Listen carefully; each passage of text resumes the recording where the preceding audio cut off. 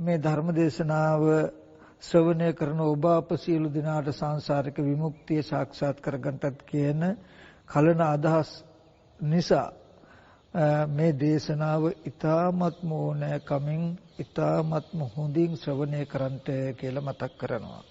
මේ දේශනාව තුලින් විශේෂයෙන්ම ථේරවාදී බෞද්ධ දර්ශනය කියන්නේ මොකක්ද? ඒ වගේම දුක් සහගත සසරෙන් එතර වීම සඳහා අපි හැමදෙනාම කටයුතු වැඩපිළිවෙල කුමක්ද කියන කාරණාව මම අද දවසේදී පැහැදිලි කරලා දෙන්න උත්සාහවත් වෙනවා. ඒ නිසා මේ දේශනාව නොයෙක් විදිහට සිත් උපද්දමින් බහැරට යොමු වුණොත් තේරුම් ගන්නට පහසු වෙන එකක් නෑ. ඊ타මත්ම වමනාවෙන් ඕනෑකම මේ දේශනාව ශ්‍රවණය කළොත් තම තමන්ටත් මේ ලැබපු මනුෂ්‍ය ජීවිත හිස් නොවන මේ දුක්සහගත සසරෙන් එතර වීමට උපකාර වෙන වටිනා ධර්මඥානයක් පහළ කර ගන්නවා වගේම අපි හැමදෙනාගේම බලාපොරොත්තු වුණා, අපි හැමදෙනාගේම කලනකමක් වුණා, අපි එකට කටයුතු කළා ජීවත්ව ඉඳලා මිය පරලෝකීය අපගේ ඥාතින්ට පින් අනුමෝදන් කරන්නට ඒ සත්ක්‍රියාවත් අපිට සිද්ධ කරගන්න ඉෂ්ට කරගන්න පුළුවන් වෙනවා. පින්වත්නි, මේ ටික මතක් කරන්ට ඉස්සර වෙලා මම පුංචි කතාවක් කෙටියෙන් මතක් කරනවා. එකම එක සිද්ධියක්. ඒ තමයි බුදුරජාණන් වහන්සේ වැඩ ඉන්න කාලේ සවැත් නුවර, මම මේ කතාව ගොඩාක් කෙටි කරලා මේ අවස්ථාවේදී මතක් කරන්නේ, වැඩ ඉන්න කාලේ එක්තරා අයියලා මල්ලා දෙන්නෙක් හිටියා, තිස්ස සහ තිස්සගේ මල්ලි කියලා. ඉතින් මේ දෙන්න පුංචි කාලෙම තමයි දෙමව්පියෝ කලුරිය කළේ. ඊට පස්සේ ඒ දෙමව්පියන්ගෙන් කෙරෙන්න තියෙන යුතුයකම් කොටසත් ඒ අයියා තිස්ස අතින් තමයි කළේ. මල්ලිව ලොකු මහත් කළා හදලා වැඩි වියපත් වුණාට පස්සේ අවාහ විවාහ කළා දුන්නා. ඉතින් මල්ලි ගැන හොයලා බලලා වෙහෙස වෙලා කටයුතු කළ නිසා තිස්ස තමන් ගැන හිතුවෙත් නැහැ. ඉතින් මේ විදිහට කාලය ගෙවිලා යනවා. ඒ කාලෙදී බොහෝ සෙයින් පිරිස් සවැත් නුවර ජේතවනාරාමයට නිතරම යනවා මේ තිස්සලගේ ගේ ළඟ. ඒතකොට මේ තිස්ස කල්පනා කරනවා මේ සෙනග බොහෝ සෙයින් මේ ජේතවනාරාම විහාර පැත්තට යනවා. මාත් යන්නට ඕනේ කියලා දවසක් ගියා. ගිහිල්ලා පිරිස කෙළවර ඉන්නකොට තථාගතයන් වහන්සේ එතන පැමිණි පිරිසගේ අදහස් දිහා බලලා ඒක මෙතන කෙරවලක ඉන්න තිස්සවත් නුවණින් දැකලා ධර්ම දේශනා කළා. ඉතින් මේ දේශනාව අවසානයේදී මේ තිස්සට තේරුණා මේ සසර ඇති નિසරු ස්වභාවය, සසර ඇති දුක්සහගත බව, සසර ඇති කෙලවරක් නොපෙනෙන අනවරාග්‍ර වූ බව තේරිලා පිරිස ඔක්කොම යනකන් ඉඳලා කිව්වා, භාග්‍යතුන් වහන්සේ ළඟට ගිහිල්ලා කිව්වා, ස්වාමීනි භාග්‍යතුන් වහන්සේ අනුකම්පාවෙන් මාව පැවිදි කරන්න කියලා. ඒ වෙලාවේදී භාග්‍යතුන් වහන්සේ දේශනා කරනවා, මතක් කරනවා, තිස්ස ඔබ පැවිදි කරන්න පුළුවන්. නමුත් ඔබ දැනුම් දීලා එන්න කවුරු හරි ඉන්නවනම් ගිහිල්ලා දැනුම් දීලා එන්න කියලා. එතකොට ඒ වෙලාවේදී ස්වාමීනි භාග්‍යතුන් වහන්සේ මට එක මල්ලි කෙනෙක් නම් ඉන්නවා. හොඳයි තිස්ස ගිහිල්ලා ඒ මල්ලිව දැනුවත් කරලා එන්න කියලා මතක් කළා. ඒ වෙලාවේදී මේ තිස්ස ගෙදර ගිහිල්ලා ඒ මල්ලිට කියනවා, මල්ලි සසර මම අද ඉගෙනගත්ත දහම් ටික අනුව මම අහගත්ත ඒ තථාගතයන් වහන්සේගේ වචනය අනුව මේ සසර ස්වභාවය හරීම භයංකාරයි, බියජනකයි, ඒ වගේම දුක් සහිතයි. මේ දුක්සහගත සසරෙන් එතර වෙන්න මට මහාන වෙන්න අවසර දෙන්න කියලා. ඉතින් කොහොම හරි මේ අතර මල්ලි එපා කියනවා, මෙයා ඕනේ කියනවා. කොහොම හරි පෙරත්ත කළා මල්ලි අවසර දුන්නා. ඉතින් මේ තිස්ස තෙරුන් වහන්සේ ගිහිල්ලා මහාන වුණා. ඉතින් කාලයක් මහාන වෙලා ජේතවනාරාමේ විහාරේ වැඩ ඉන්නකොට මෙයා දන්න හඳුනන ප්‍රදේශය නිසා බොහෝ සෙයින්ම පිරිස් මේ තිස්ස ස්වාමීන් වහන්සේව ඇවිල්ලා හම්බ වෙනවා, කතා බහ කරනවා. ඉතින් මේ තිස්ස තෙරුන් වහන්සේට මේක කරදරයක්. ඊට පස්සේ තථාගතයන් වහන්සේට වන්දනා කළා, කමඨහනකුත් ඉල්ලගෙන කිසිම කෙනෙකුට නොකිය පාත්‍ර සිවුරු අරගෙන යොදුන් ගණනක් ඈත අප්‍රකට ගමකට ගියා. ගිහිල්ලා ඒ ගමේ කැලෑව ආශ්‍රිතව තියෙන ගල් ලෙනක් සුද්ධ පවිත්‍ර කරලා අරගෙන ඒකේ බණ භාවනා කරගෙන වාසය කරනවා පිණ්ඩපාතේ. ඉතින් මේ විදිහට ඉන්නකොට කාලයක් අර තිස්සගේ මල්ලි දැන් ඉව අවහවලා නින්නේ. ඒ මල්ලිගේ බිරිඳ කල්පනා කරනවා අපිට නම් උනේ පුදුම ලාභයක්, අපිට නම් උනේ පුදුම යහපතක් තමයි. මේ තිස්ස මහාන වෙච්ච එකෙන් මේ තිස්සගේ තියෙන සියලුම දේපොළ වස්තුවත් අපිට අයිති වුණා. ඉතින් බැරි වෙලාවත් මේ සිවුරේ කලකිරිලා ආවොත් ආපහු මේව දෙන්න වෙනවා. ඒ හින්දා ආපහු එන්න බැරි වෙන්න මොකක් හරි ක්‍රමයක් කරන්න ඕනේ කියලා ඒ තමන්ගේ ස්වාමි පුරුෂයාට නැත්නම් තිස්ස තෙරුන් වහන්සේගේ මල්ලිටත් හොරෙන් මේ බිරිඳ මොකද කරන්නේ හොරු කණ්ඩායමක් ගෙනල්ලා ඒ අයට අල්ලසක් දීලා කියනවා නුඹලා අහවල් ගමේ මෙන්න මේ වගේ ගල් වෙනක ඉන්නවා හාමුදුරු නම. ඒ හාමුදුරුව මරන්න ඕනේ. මරලා ආවහම මම විශාල මුදලක් දෙනවා. මේ දැන් ඒකට අත්තිකාරමක් වශයෙන් කියලා පොඩි ප්‍රමාණයක් දීලා මේ හොරුන්ට අර තිස්ස තෙරුන් වහන්සේ මරන්ට කියලා බාර දුන්නා.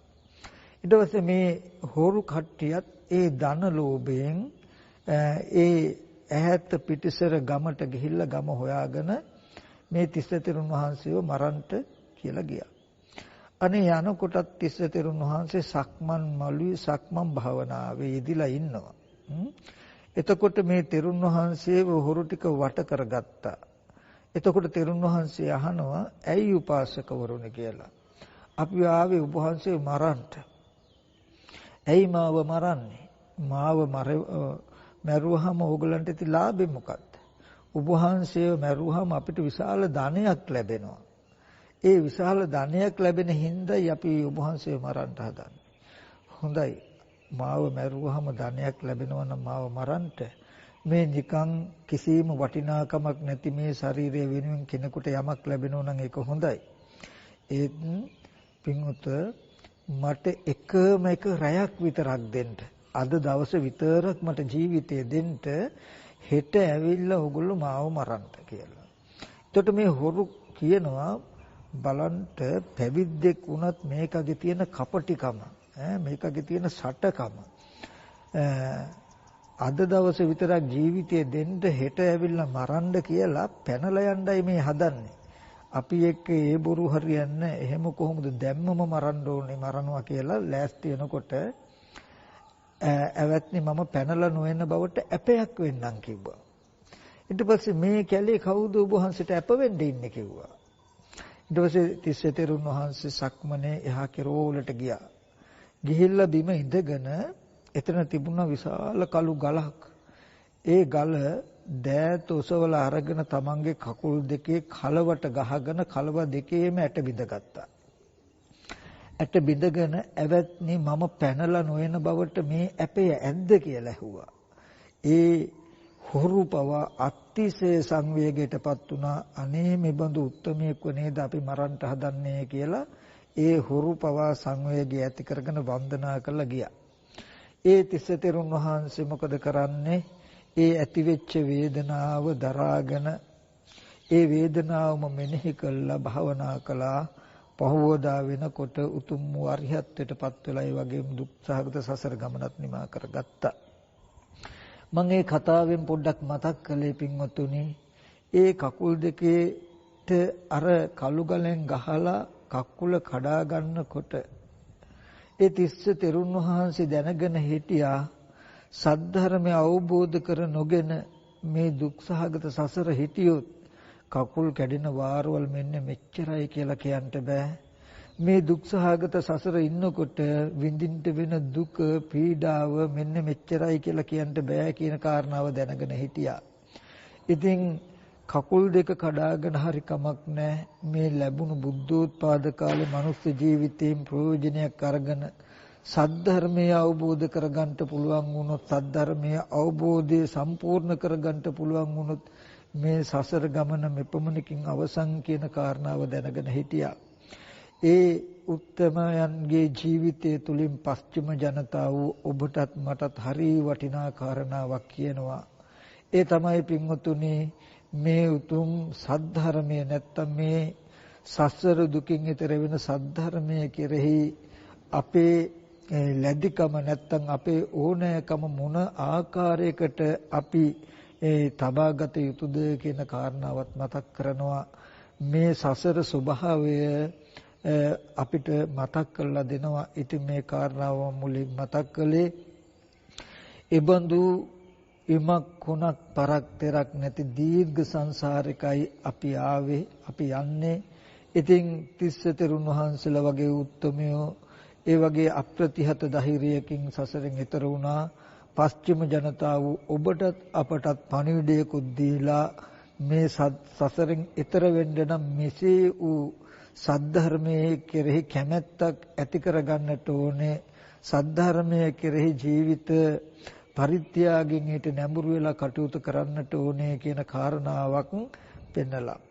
ඉතින් මේ දුක්සහගත සසරෙන් එතර වීමට අවශ්‍ය වටිනා දහම් කරුණු ටිකක් මම මෙතන ඉඳලා පැහැදිලි කරලා දෙන්න හදනවා. මෙන්න මේ ටික බොහෝම උමනාවෙන් මේ ශ්‍රවණය කරන්ට.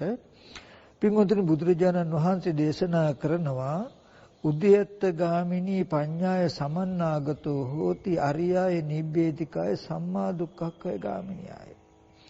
එතකොට මෙතෙන්දි පෙන්නනවා අරියාය ආර්ය වූ නැත්නම් උතුම් වූ නිබ්බේධිකාය සසර කලකිරීම පිණිස පවතින සම්මා දුක්ඛක්ඛය ගාමිනියයි මනාව දුක් ගෙවීමට යන උද්‍යත්ත ගාමිනී පඤ්ඤාය සමන්නාගතෝ හෝති ස්කන්ධයන්ගේ උදේවැය දෙක දන්නා නුවණින් යුක්ත වෙනවා කියලා. යුක්ත වෙන්න කියලා. එතකොට මේ බලන්ට මේ ස්කන්ධයන්ගේ උදේවැය බලන නුවණට තියෙන නන් ටික අරියාය. ඒ කියන්නේ ආර්ය වූ උතුම් වූ තමන්ව ඊ타මත් උතුම් ස්වභාවයට පත් කරන නුවණ. ඒ වගේම නිබ්බේධිකාය මේ සසර කලකිරීම පිණිස දුකේ කලකිරීම පිණිස තමන්ව ඇති කරනවා. අපි ජීවත් වෙනකොට අපේ ජීවිතවලට නොයෙක් විදිහේ වෙහෙස දුක පීඩාව ඇති වෙනවා.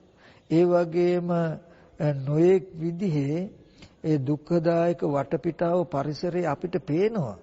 අපි සසර දුකයි කියලා කියනවා, ජීවිතේ දුකයි කියලා කියනවා.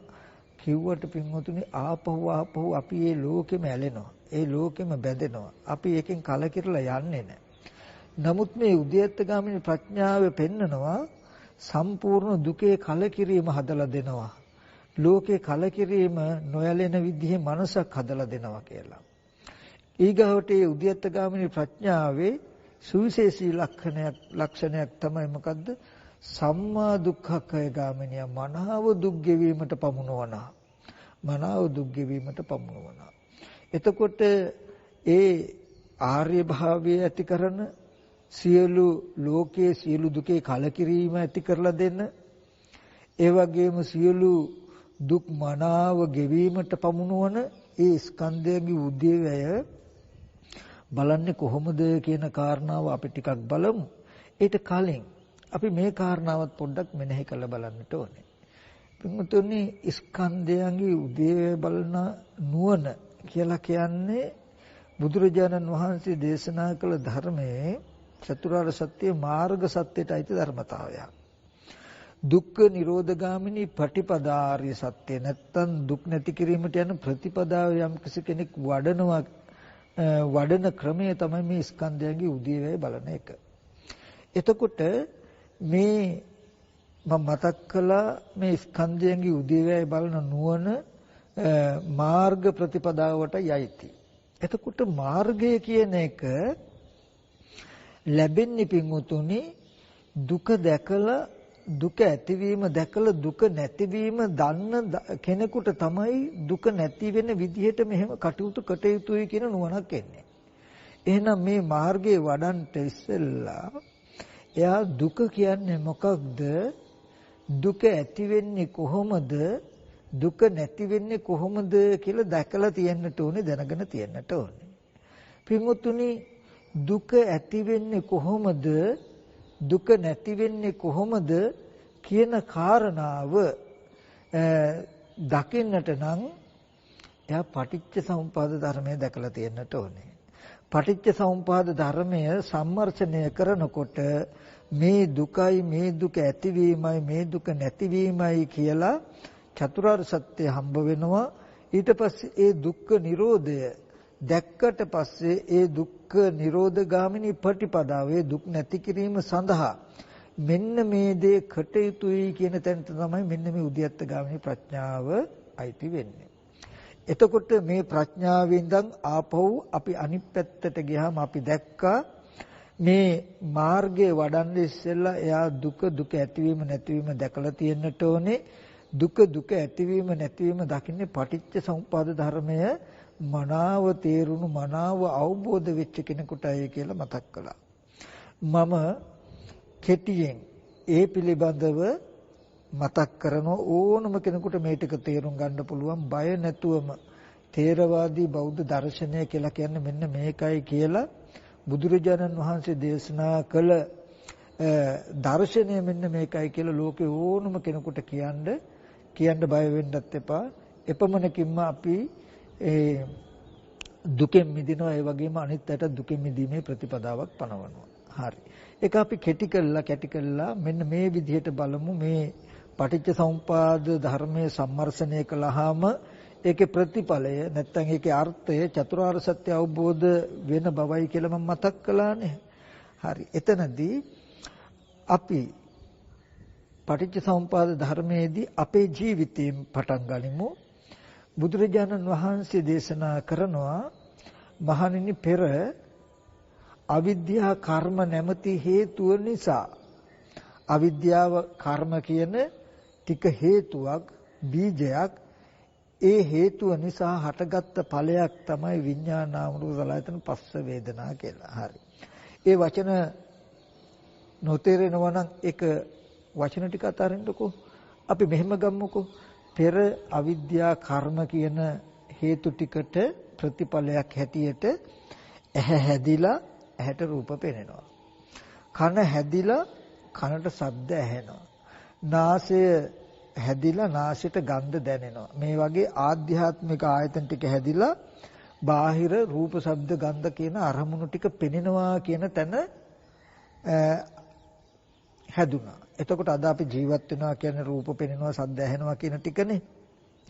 එතකොට මේ ඇහැ හැදිලා රූප පෙනෙන කන හැදිලා ශබ්ද ඇහෙන මේ පැවැත්මටනේ අපි ජීවත් වෙනවා කියලා කියන්නේ අපේ ජීවිතය කියලා කියන්නේ. ඔන්න අපේ අද මේ ජීවිතේ පෙර අවිද්‍යා කර්මයයි කියලා පෙන්වනවා. එහෙම පෙන්වන්නත් හේතුවක් තිබුණා. කෙනෙක් හිතෙන්න පුළුවන් මේක දිගින් දිගටම එන ආත්මයක්. මේක නැති කරන්න පුළුවන්කමක් නැහැ කියලා හිතන්න පුළුවන්. නැත්තම් ඉබේම හටගත් එකක් කියලා හිතන්න පුළුවන්. නැත්තම් යම්කිසි බ්‍රහ්මයෙක් හරි දෙවියෙක් හරි මව්පිය එකක් කියලා හිතන්න පුළුවන් හිතෙන්න පුළුවන්. ඒ හින්දා මේ දුක නැත්තම් මේ ජීවිතය කියන එක කවුරුවත් නැව්වවත් කවුරුවත් හදපු එකක්වත් ඉබේම දිගින් දිගටම ඔහේ එන එකක්වත් නෙමෙයි. මෙතන තියෙන්නේ හේතුඵල ධමයක් කියලා පෙන්වනවා. මොකද ඒ නිසා මේක හේතුඵල ධමයක් බව පැහැදිලි කරනවා. මොකද එතකොට තමයි මේ හේතුඵල නිරෝධය පෙන්වන්නට පුළුවන්. එතකොට ඒ නිසායි මේ ජීවිතයට හේතු ටික පෙර අවිද්‍යා කර්ම තණ්හා කියන හේතු ටිකයි කියලා පෙන්වනවා. නැත්තම් පෙර තණ්හාවයි කියලා ගන්නකො අවිද්‍යා කර්ම තණ්හා කියන හේතු ටික නිසා තමයි අද මේ අපේ ජීවිතය. ඊට පස්සේ බුදුරජාණන් වහන්සේ පෙන්නවා ඒ පෙර කර්මයට හටගත්ත මේ විපාක ස්කන්ධ ටික. විපාක කියලා කියන්නේ මං කිව්වා හැදිලා රූප පෙනෙනවා, කන හැදිලා ශබ්දයක් ඇහෙනවා, නාසය හැදිලා ගන්ධයක් දැනෙනවා කියන ටික. මෙන්න මේ ස්කන්ධ ටික පෙන්නනවා හරියට තෙලුත් ඉවර වෙලා, තිරෙත් ඉවර වෙලා නිවෙන්න ඔන්න මෙන්න කියලා තියෙන පහනක් වගේ. පුරාණ කර්මයට හටගත්ත ශේෂ වූ විපාකයක් විතරයි මේ තියෙන්නේ. මේ ටික දැන් ප්‍රත්‍යයෙන් තියෙන්නේ නොයෙක් හේතු ටිකක් මතයි තියෙන්නේ. හේතු ටික නිරුද්ධ වෙනකොට නිරුද්ධ වෙන්න ඔන්න මෙන්න කියලා නිවිලා යන්න ඔන්න මෙන්න කියලා තියෙන්නේ. මේ පුරාණ කර්මයට හැදිලා රූප පෙනෙනවා, කන හැදිලා ශබ්ද ඇහෙනවා කියන ටික නිවෙන්න ඔන්න මෙන්න කියලා තියෙන පහනක් වගේ. එතකොට නිවෙන්න ඔන්න මෙන්න කියලා තියෙන පහනකට අලුතෙන් කෙනෙක් තෙලුයි තිරෙයි දැම්මොත්, අලුතෙන් කෙනෙක් තෙලුයි තිරෙයි දැම්මොත් පින්වතුනි ඒ හේතුයෙන් පහන නිවෙන්නේ නැහනේ. ඒ හේතුයෙන් පහන නිවෙන්නේ නැහැ. එතකොට ඒ හේතුයෙන් ඒ පහන තව දුරටත් දැල් වෙනවා. බොහෝ හොඳට දැල් වෙනවා. ඒ වගේ බුදුරජාණන් වහන්සේ පෙන්වුවා ඒ පෙර අවිද්‍යා කර්මයට හටගත්ත මේ විපාක ස්කන්ධ ටිකට අද තණ්හා උපාදාන කියන කෙලෙසිය තියෙනවා කියලා කියන්නේ නිවෙන්න යන පහනකට තෙලුත් තිරෙත් අලුතෙන් දැම්මා වගේ. නිවෙන්න ඕන මෙන්න කියලා තියෙන පහනකට තෙලුත් තිරෙත් දැම්මම නිවෙන්නේ දැල් වෙනවා වගේ. ඒ විපාක ස්කන්ධ ටික නිවෙන්න ඕන මෙන්න කියලා තියෙන්නේ, නිරුද්ධ වෙන්න ඕන මෙන්න කියලා තියෙන්නේ. මේකට වර්තමානයේදී තණ්හා උපාදාන කියන කෙලෙස්ය එකතු වුණොත් නැත්තම් මේ ස්කන්ධ ටික, මේ පෙනෙන ඇහෙන ටික තණ්හා උපාදාන වශයෙන් දැඩිව ගත්තොත් මේ ටික නිවෙන්නේ නැහැ. ඒකේ ප්‍රතිඵලය තමයි දැල් වෙනවා. දැල් වෙනවා කියලා කියන්නේ භවය හැදෙනවා කියන එක. ඒ කියන්නේ මම ඒක පැහැදිලි කරලා දෙන්නම්. ඒ පුරාණ කර්මයට පෙනෙන ඇහෙන ටික හැදුනට පස්සේ ඒ පෙනෙන ඇහෙන ටිකට අද තණ්හා උපාදාන වශයෙන් අපි මේ පෙනෙන ඇහෙන ටිකේ බැඳිලා පවතිනකොට, ඒක අල්ලගෙන ජීවත් වෙනකොට, ඒක ක්‍රියාකාරකම් පවත්වනකොට ඒකේ දෝෂය තමයි අර නිවෙන්න තියෙන පහනකට තෙලුත් තිරෙත් දැම්ම වගේ අහකට යනකොටම හටගත් දේ නිරුද්ධයි කියලා නිරුද්ධ වෙන බව පේන්නේ නැති වෙන බව පේන්නේ දකින්න දේවල් ඇතිකමටම ආපහු අහපු දේවල් ඇතිකමටම අපිට හම්බ වෙනවා. ඔන්න ඕකට කියනවා භවය කියලා. භවය කියන්නේ පින්වතුනි තව පැත්තෙන් ගත්තාම ලෝකෙට. එතකොට දකින්න දේ දැකීමෙන් පස්සේ ඇතිකමට, අහන දේ ඇහිීමෙන් පස්සේ ඇතිකමට, ගන්ධ සුවඳ ආග්‍රහණය කරන දේවල් ආග්‍රහණය කිරීමෙන් පස්සේ ඇතිකමට යම් යම් අරමුණක් අපි ඇසුරු කළොත් ඇසුරු කරන දේවල් තිබුණු දේවල් හැටියට, තියෙන දේවල් හැටියටමයි අපිට දැනෙන්නේ, තේරෙන්නේ. එතකොට අර පුරාණ කර්මයට හටගත්ත ඒ විපාක ටික නිවිලා ගියේ නැහැ, නැති වුණේ නැහැ, නිරුද්ධ වුණේ නැහැ. ඒ ඇතිකමට මේ විදිහට නැවත නැවතත් දැල් වෙන්නට, පවතින්නට හේතුව තමයි මේ තණ්හා උපාදාන කියන කෙලෙසේ. තණ්හා උපාදාන කියන කෙලෙසේ විපාක ටිකට අද තිබුණොත් ඒකේ දෝෂය තමයි භවය කියන එක. භවය කියන්නේ දැකපු දේ දැක්කයන් පස්සේ අහකට ගියත් දැකපු දේ, දැකපු කෙනා, දැකපු තැන ආපහු තියෙනවා, ආපහු ගිහිල්ලා ඇසුරු කරන්න බලන්න පුළුවන් කියන නිමිති ටිකක් අපි ගාව හිටින එකට. බෞපච්චය ජාති මේ වගේ භවයේ හැදුනහම, ලෝකෙ හැදුනහම ඉපදීම පෙනෙයි, ලෙඩවීම පෙනෙයි, මහලු බව පෙනෙයි, මරණය පෙනෙයි, අප්‍රියං හා එක්වීම, ප්‍රියංගෙන් එක්වීම, මේ සියලු දුක් රැසේ හට ගැනීමක්ම පෙනෙයි.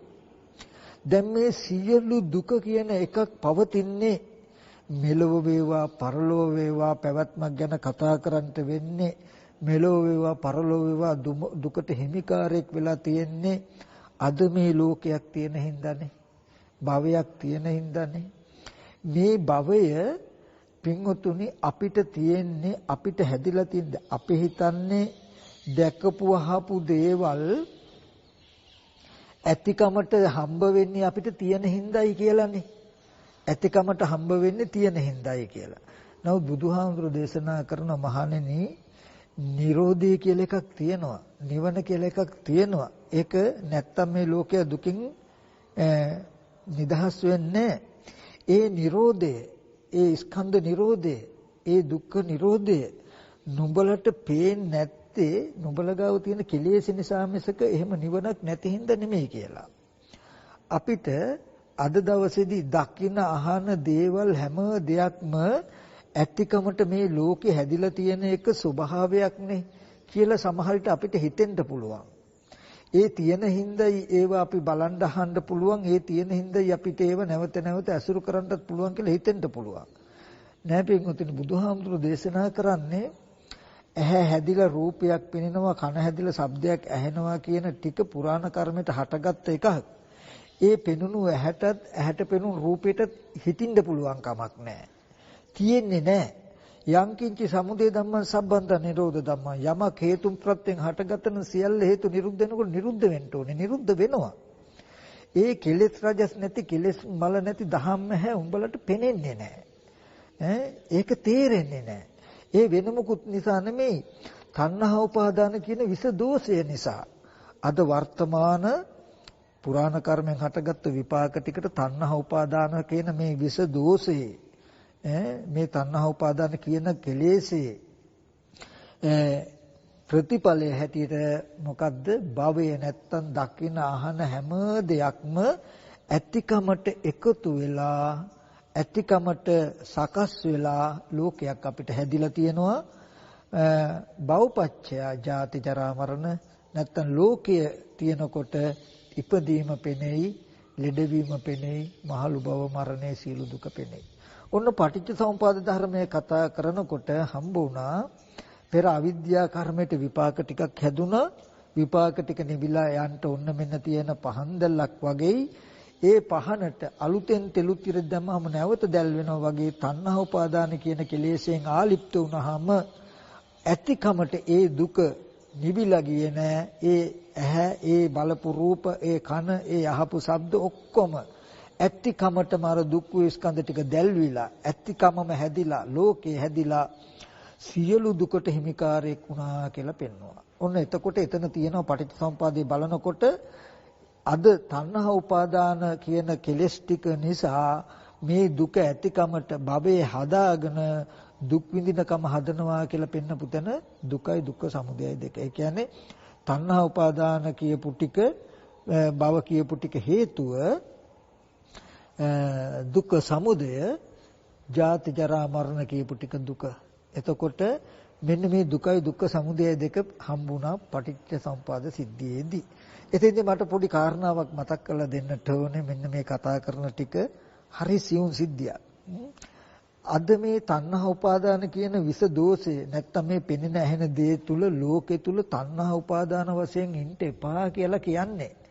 ගොඩාක් ඈතක මරණයෙන් පස්සේ නෙමෙයි මේ ජීවිතේ මේ දැන් දුක්ඛ නිරෝධේ, සලායතන නිරෝධේ, ලෝක නිරෝධේ සාක්ෂාත් වෙලා පහනක් නිවිලා යනවා වගේ අදම නිවෙන්න පුළුවන්. මේ දුක නැති වුණොත් දුක තිබ්බොත් ඒ අද අපේ දුකේ නිවීම ලැබෙන්නේ නැහැ. අර මම මුලින් මතක් කළා මෙන්න මේ සිද්ධිය හොඳට බලන්න. අපි කවුරුවත් දන්නේ අපි ගාව තියෙන තණ්හා උපාදාන කියන කෙලෙසයක ඇති විස දෝෂයයි දකින අහන හැම දෙයක්ම ඇතිකමට ඉතුරු කළ දුක අපිට ගෙනත් දෙන්නේ කියලා.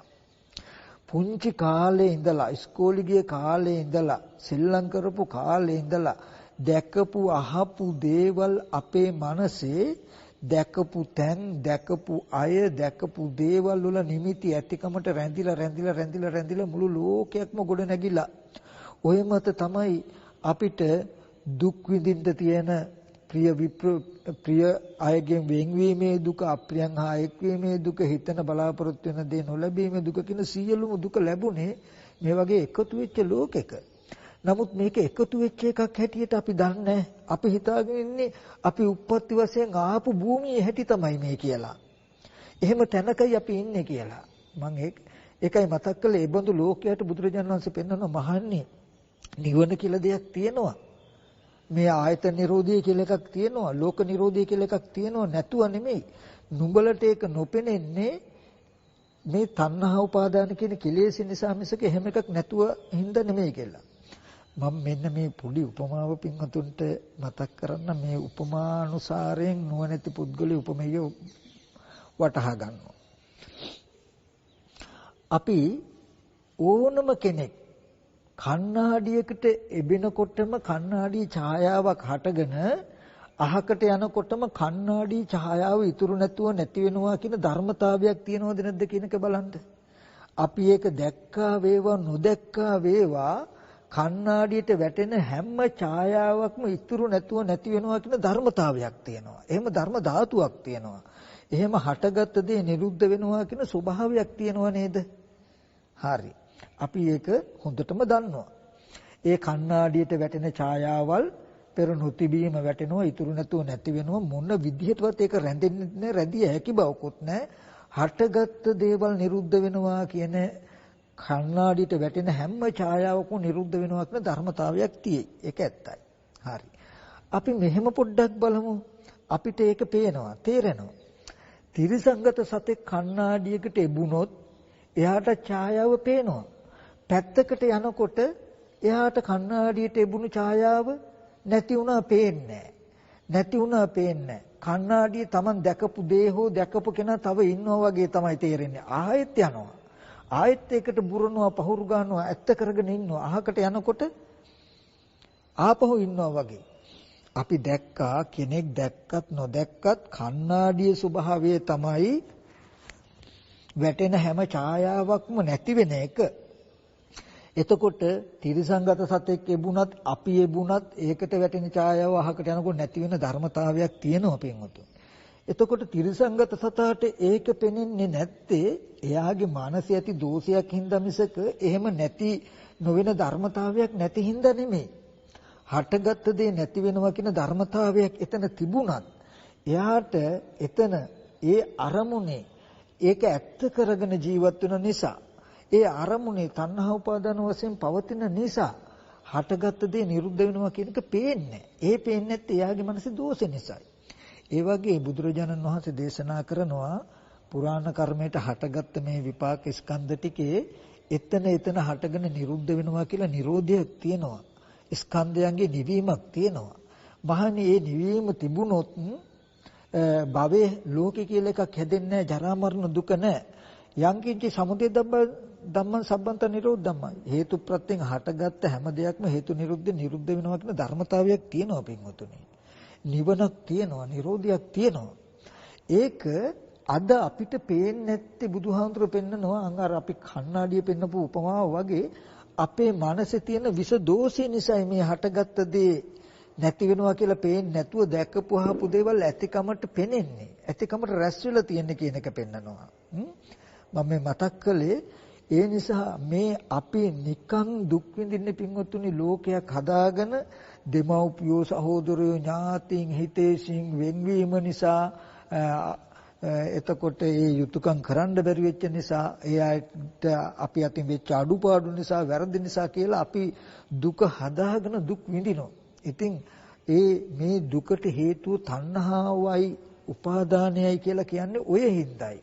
මේ තණ්හා උපාදානය කියන කෙලෙස්ය තියෙන හින්දායි දකින අහන දේවල් ඇතිකමට හැදිලා ලෝකයක් හැදිලා අපිට දුක් විඳින්න ශේත්‍රයක් හැදිලා තියෙනවා.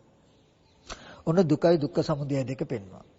ඊට පස්සේ බුදුරජාණන් වහන්සේ පෙන්වුවා නිවෙන්ට යන පහනකට අලුතෙන් කෙනෙක් තෙලුයි තිරේ දැම්මේ නැත්තම් ඒ පහන නිවිලා යනවා වගේ. පුරාණ කර්මයට ඇහැ හැදිලා රූප පෙනෙනවා, කන හැදිලා ශබ්ද ඇහෙනවා.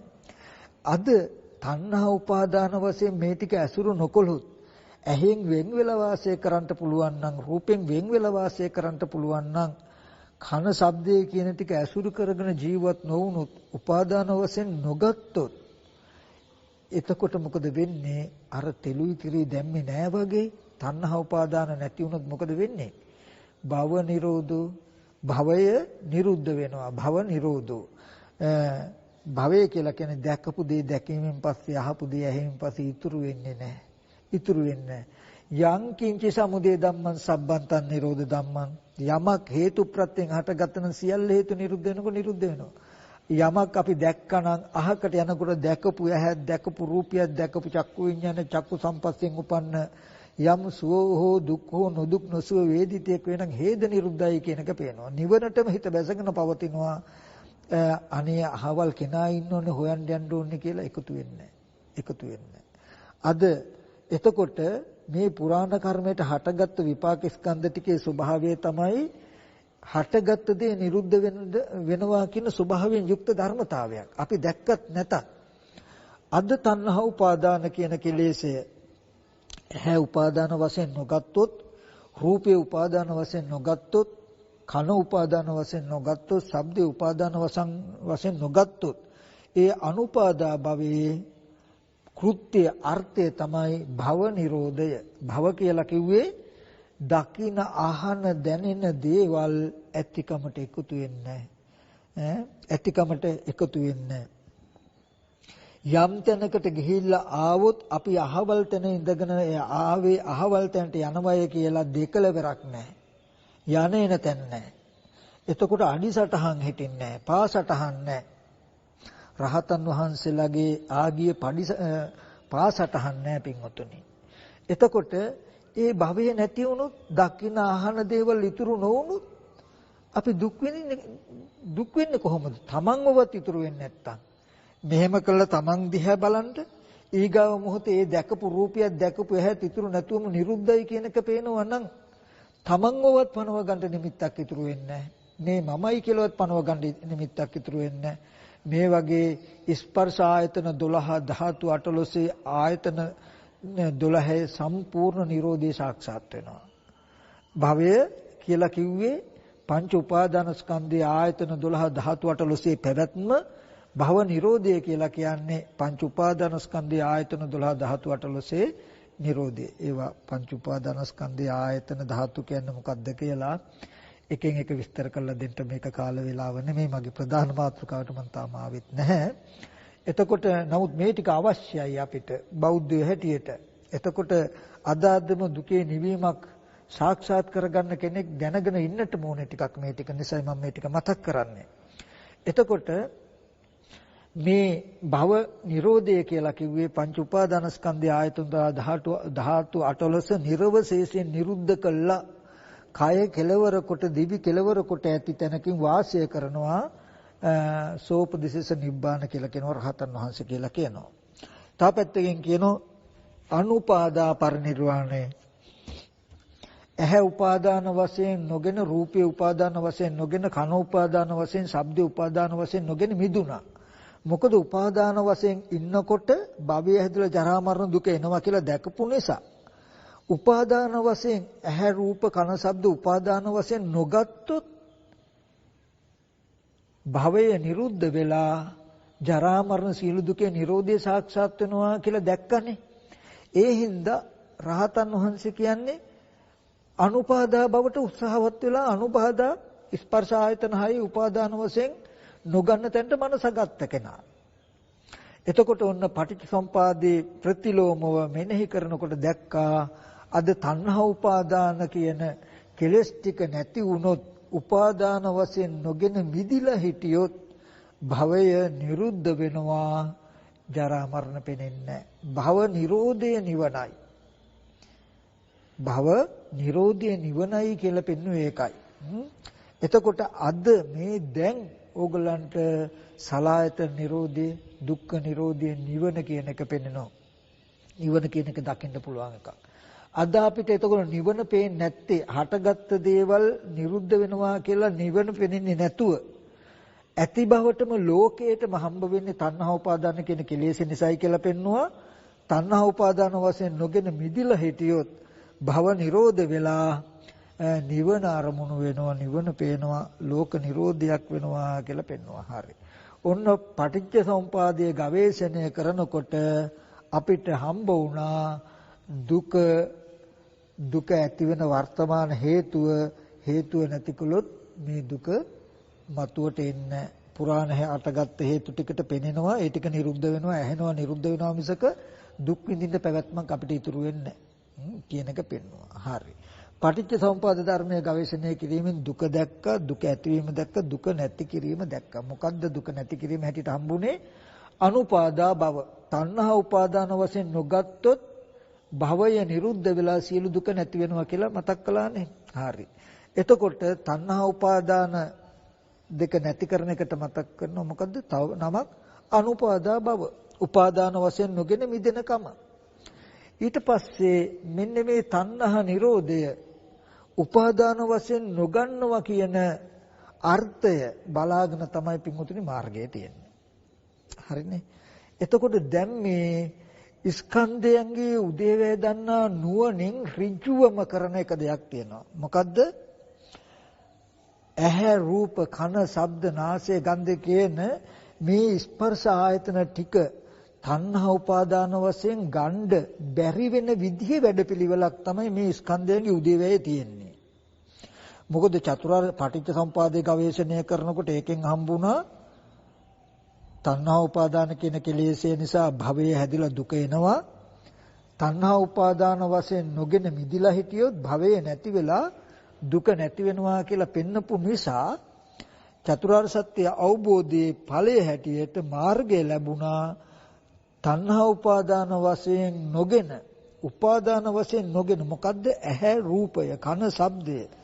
රූපයක් බලනකොට ඇහැ උපාදාන නොකොට රූපේ උපාදාන නොකොට වාසය කළොත් ශබ්දයක් අහන වෙලාවේදී කන උපාදාන වෙන්න නොදී ශබ්දේ උපාදාන වෙන්න නොදී සෝත විඥානයේ සෝත සම්පස්සේ උපාදාන වෙන්න නොදී වාසය ශබ්දය ඇහුවොත් මේ භව නිරෝධය සාක්ෂාත් වෙලා දුක නැති වෙනවා කියන උත්තරයක් ආපු නිසා මේ ස්කන්ධයන්ගේ උදේවැය තියෙන්නේ රූපයක් බලද්දීම ස්කන්ධයන්ගේ උදේවැය දන්නා නුවණින් යුක්තව රූපය දිහා බලනකොට ඇහැ උපාදාන නොවි රූපේ උපාදාන නොවි චක්කු විඥානේ උපාදාන නොවි චක්කු සම්පස්යෙන් උපන්න වේදනා සුව හෝ දුක් හෝ නොදුක් නොසුව වේදිතයක් වෙන හේතු උපාදාන නොවි බලන ක්‍රමයක් ඕගලන්ට අරගෙන දෙනවා. මේ ස්කන්ධයන්ගේ උදේවැය දන්නා ප්‍රඥාව කියන්නේ නිකම්ම නිකන් දැනගෙන සම්මර්ෂණය කළ පැත්තකින් තියෙන එකක් නෙමෙයි, සත්‍යයනා කරන එකක් නෙමෙයි. තමන්ගේ ජීවිතයෙන් කනින් ශබ්දයක් අහනවා. හැබැයි ශබ්දය අහන්න යනකොට ස්කන්ධයන්ගේ උදේවැය දන්නා නුවණ තියෙනවා යා. පටිච්ච සමුපාදය දන්නවා. කන ශබ්දය කෙරෙහි උපාදානව ඇලිලා පැවතුනොත් ඒවා අහපු කනත් අහපු සද්දියත් ඇතිකමටම රැඳිලා භවයේ හැදිලා දුක එනවා කියලාත් එයා දන්නවා. අහන වෙලාවේදී කන උපාදාන කන අල්ලගන්නේ නැතුව ශබ්දය අල්ලගන්නේ නැතුව ඒකෙන් මිදිලා වෙන් වෙලා හිටියොත් හටගත්ත කනේ ශබ්දෙත් නිරෝධය සාක්ෂාත් වෙනවා. භව නිරෝධය සාක්ෂාත් වෙලා දුක නැති වෙනවා කියන නුවණකින් යුක්තව නිසා එහෙනම් මේ උද්‍යත්ත ගාමිනී ප්‍රඥාව ශබ්දයක් ඇහෙන ශබ්දේ නැති වෙන හැටි දකින නුවණකින් වාසය කරනවා. මෙන්න මේ විදිහට වාසය කරනකොට කිසිදු වෙහසක් නැතුව මොන්නම විදිහකටවත් වෙහසක් නැතුව දුක පිරිසිඳ දකිනවා. තණ්හාව කිනුට අපි මෙහෙම හිතමු. තමන්ට ගෙවල් දොරවල් යාන වාහන ඉඩකඩ මිල මුදල් දුව දරුවෝ තමන්ගේ හිතෙන් තමන්ට මොන විදිහකටවත් අයින් කරලා වෙන් වෙලා ඉන්නෙම බැරි දෙමව්පියෝ සහෝදරයෝ දුව දරුවෝ කියන ඥාති සම්බන්ධතා ඇති තියෙනවා. ඔගොල්ලෝ දන්නවා මේවා සංයෝජනයක්, මේවා බැඳීමක් කියලා දන්නවා. මේවා අයින් නොකොට නිවන් දකින්න බෑ කියලා දන්නවා. නමුත් මේක අයින් කරගන්න තමන්ට බෑ. බැරි වෙලා මේවා අයින් කරන්න එහෙම ගියොත් නිවන් දකින්න හින්දා මම මේව දාලා යන්න ඕනේ, මහාන වෙන්න ඕනේ, පැත්තකට යන්න ඕනේ, ළමයි ගෙදරින් එලවන්න ඕනේ කියලා කිව්වොත් ඒක ගිය කාරණාව කරගන්න බෑ. ඊට වඩා තමන්ගේ අයින් වෙච්ච දරුවා ගැන, දෙමව්පියෝ ගැන කායික මානසික තිබුණටත් වඩා පීඩාවකටපත් වෙලා තියෙන තැනුත් පාතට වැටෙනවා මිසක ධම්ම මාර්ගයේ ඉහළට යන්න පුළුවන් කමක් ලැබෙන්නේ නැහැ. ඒ නිසා මේ පින්වතුන් මෙන්න මේ කාරණා ටික හොඳට බලන්නට ඕනේ. එතකොට අපිට හිතෙන්නේ ඒව අයින් කරන්නත් බෑ, අපිට නිවන් දකින්නත් බෑ කියලානේ. නමුත් පින්වතුනි මෙතනදී සුවිශේෂීකමක් තියෙනවා. මෙන්න මේ කාරණාව හොඳට බලන්ට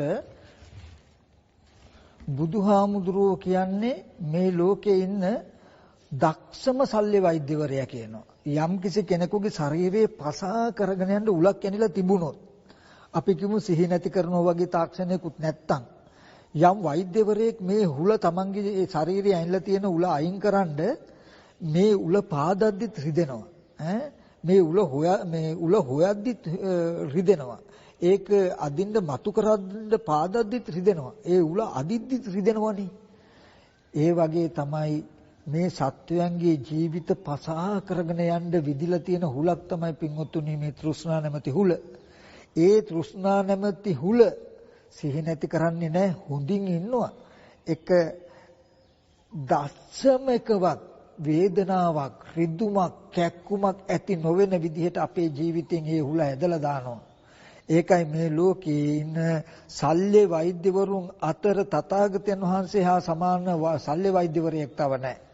ඒ හින්දා ඕගොල්ලන්ගේ ජීවිතේ පසාරු කරගෙන යන්න ඇනිලා තියෙන මේ තෘෂ්ණා නැමැති හුල මේ කිනිස නැත්තම් මේ උල ඕගොල්ලන්ට කිසිම වෙහෙසක් දුකක් රිදුමක් නැතුව ඉබේම අයින් කරලා දානවා. ඒ සියලු සංයෝජන අනිත් අයට රිදුමක් නැතුවත් ඕගොල්ලන්ට රිදුමක් නැතුවත්. එතකොට ඒ තරම් වටිනා ධර්මතාවයක් තමයි මේ ස්කන්ධයන්ගේ උදේවැය දන්න නුවණ. මේ නුවණට කොච්චර සුවිශේෂී තැනක් දීලා තියෙනවද කියන එක බලමු අපි. මතක් කළා සසර කලකිරීම ඇති කළා දෙනවා. ඒ වගේම මනාව දුක් ගෙවලා දෙනවා. ආර්ය භාවයටපත් කරනවා කියලා විශේෂ තමන්ව ගුණ ස්වභාවයකටපත් කරන ගුණාත්මක ගති ටිකක් මේ නුවණ තියෙනවා. ඒ විතරක් නෙමෙයි. යෝචේ වස්ස සතං ජීවේ අපස්සං උදේව්‍යං ඒකහං ජීවිතං සෙය්‍යෝ පස්සතෝ උදේව්‍ය. මේ ස්කන්ධයන්ගේ ඇතිවීම නැතිවීම නොදෙන අවුරුදු 100ක් ජීවත් වුණත් ජීවිතයක්. එක දවසක් ජීවත් වුණත් ඒ ජීවිතේ වටිනවා කියන තැනකින් බුදුහාමුදුරුවෝ පෙන්නනවා. ඒකට බලන්න මේ ස්කන්ධයන්ගේ උදේවැය දන්නා නුවණට මොන තරම් තැනක් මේ ශාසනය දීලා තියෙනවද කියන එක. එතකොට ඒ නිසා මට මතක් කරන්න කරුණු ගොඩාක් තිබුණත් මම කෙටි කරලා මේ මතක් කරන්නේ උදේවැය දන්නා නුවණ අපි ගාව ඇති කරගන්න ආකාරය අපි ටිකක් බලමු. දැන් ආපු ක්‍රමය අපි මතක තියගන්නට ඕනේ.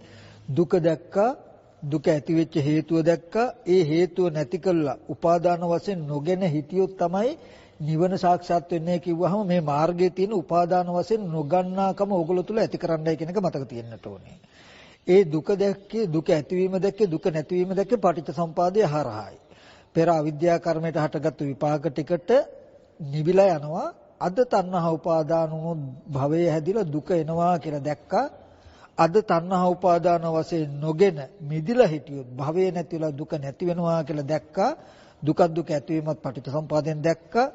චතුරාර්ය සත්‍යයේදී ඒ දුක්ඛ නිරෝධය උපාදාන වශයෙන් නොගත්තොත් මේ නිවන සාක්ෂාත් වෙනවා, සලආයතන නිරෝධය, භව නිරෝධය සාක්ෂාත් වෙනවා කියලා දැකපු නිසායි අපි මේ මාර්ගයේ වඩන්නේ.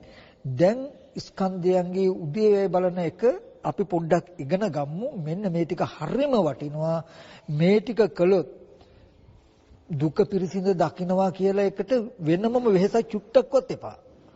තණ්හාව දුරු කරනවා, උපාදාන වශයෙන් නොගන්නවා කියන එකට දශමයක්වත් උත්සාහවත් වෙන්න එපා. නිරෝධය කියන්නේ මොකද්ද? නිවන කියන්නේ මොකක්ද? ඒක දැන් දකින්න පුළුවන්ද? දකින්නේ කොහොමද කියලා කිසිද විමති මාත්‍රයක්වත් ඇති කරගන්නත් එපා.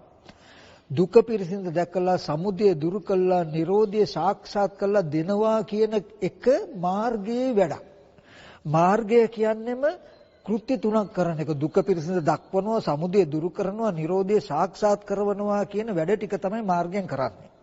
ඕගලන්ට තියෙන මාර්ගයේ වඩන එක.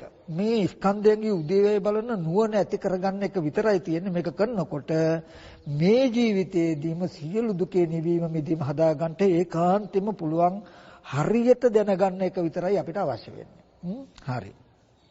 අපි එහෙනම් බලමු ඒ ස්කන්ධයන්ගේ උදේවැය දන්නා නුවණ ඇති කරගන්නේ කොහොමද කියලා. ඒකේ පෙළ දහම මම පොඩ්ඩක් මතක් කරන්නම්. අපි අහලා තියෙනවා රූපය කියලා මොනවා හරි රූප කියලා යමක් තියෙනම් චත්තාරෝච මහ භූතා චතුර්ණංච මහ භූතං උපාදාය රූපං. සතර මහා ධාතු සහ සතර මහා ධාතු නිසා පවත්නා රූප උපාදාය රූප. සතර මහා ධාතු පඨවි ආපෝ තේජෝ වායෝ කියන මහ භූතත් ඒ නිසා පවත්නා උපාදාය ඒ ටික ඇසුරු කරගෙන මහ භූත ඇසුරු කරගෙන පවතින රූපත් කියන ටිකට තමයි රූප කියන්නේ. අපි ඒක ගත්තොත් ඇහැට පෙනෙන රූප, කන, කනට ඇහෙන ශබ්ද, නාසය, නාසයට දැනෙන ගන්ධ, දිව, දිවට දැනෙන රස, කය, කයට දැනෙන පොට්ටබ්බය කියන ටිකට කියනවා රූප කියලා. එතකොට මේ රූප කන බොන ආහාරය නිසා මේ රූපය ඇති වෙනවා, ආහාරය නැති වෙනකොට නැති වෙනවා කියලා ඔන්න රූපය ඇතිවීමත් නැතිවීමත් දන්නවා. ඊට පස්සේ වේදනා සංඥා චේතනා කියන නාම ධර්ම ටික ස්පර්ශය නිසා මේ නාම ධර්ම ටික වේදනා සංඥා චේතනා කියන චෛතසික ටික නාම ධර්ම ටික ඇති වෙනවා ස්පර්ශය නැති වුණොත් නැති වෙනවා කියලා මේ නාම ධර්ම ටික ඇති වෙන හැටි දන්නවා. මේ නාමයි මේ රූපයි මේ නාම රූප දෙක නිසා විඥානය ඇති වෙනවා නාම රූප දෙක නැති වෙන විඥානය නැති වෙනවා කියලා දන්නවා. මෙන්න මේ විදිහට ස්කන්ධයන්ගේ උදේවැය දන්නා නුවණ අපි ඇති කරගන්නට ඕනේ. ඔන්න ওই නුවණින් ඔක්කොම ටික කළා දෙනවා. දැන් ඔය අපි කතා කළේ පෙළ දහමනේ. ওই ටික අපි මෙච්චර කාලයක් මෙනෙහි කරලා තියෙනවනේ. ওই ටික බලලා තියෙනවනේ. බලනවනේ අපි. බැලුවට මේ කියන එකක්වත් උනේ නැහනේ. නමුත් එහෙම නෙමෙයි. අපි මේ ටික අපේ භාෂාව අපේ ජීවිතයෙන් අපි දකින්න ඕනේ. ඒ කියන්නේ ධර්මයේ අර්ථය ගන්නට ඕනේ.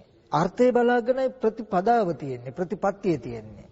එතකොට පර්යාප්ති ප්‍රතිපත්ති. පර්යාප්තියේ අර්ථය හරියට තේරුම් ගත්තාම ඒකමයි අපිට ප්‍රතිපත්තියට උදව් වෙන්නේ. හරි. අපි මෙතනින් පටන් ගමු. නාම රූප පත්‍ය විඥානං කියනකොට හොඳයි.